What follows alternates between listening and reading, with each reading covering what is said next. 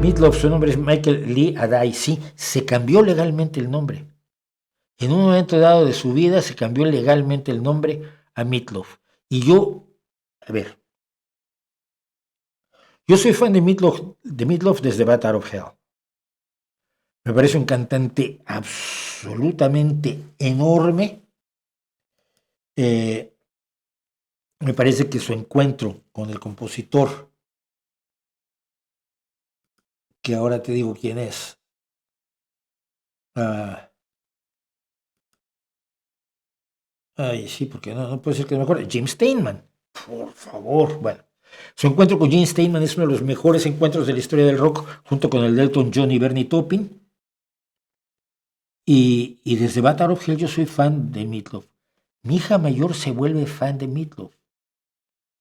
El día que Meatloaf canta en México, que creo que es una sola vez que he estado en México, mi hija lo fue a ver y flipaba. Y al día siguiente los dos se iban, se encontraron en el aeropuerto y ahí fue mi hija de fan del infierno. Hay una foto, hay un autógrafo. Y Meatloaf se portó maravillosamente bien con ella. Dejarte morir por la COVID porque eres imbécil y no crees en las vacunas, y no crees en los virus, y no crees en las pandemias.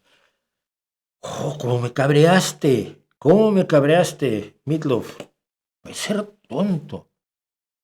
Varios amigos míos murieron de COVID, pero ninguno por dejarse morir diciendo tonterías como le estaba diciendo Meatloaf, que muchos años después de Battle of Hell, cuando hizo I Would Do Anything for Love, demostró que era un monstruo a nivel de todos los años. Y ahora yo veo a gente que redescubre vídeos, por ejemplo, de Paradise by the Dashboard Light, paraíso por la luz del salpicadero o el panel de control del automóvil, y descubren que el tipo, como intérprete, como actor, como una especie de monstruo de la ópera, pero en rock, eh, que actúa y canta al mismo tiempo y que domina la escena, y se quedan helados de descubrir lo que era el gran Meatloaf.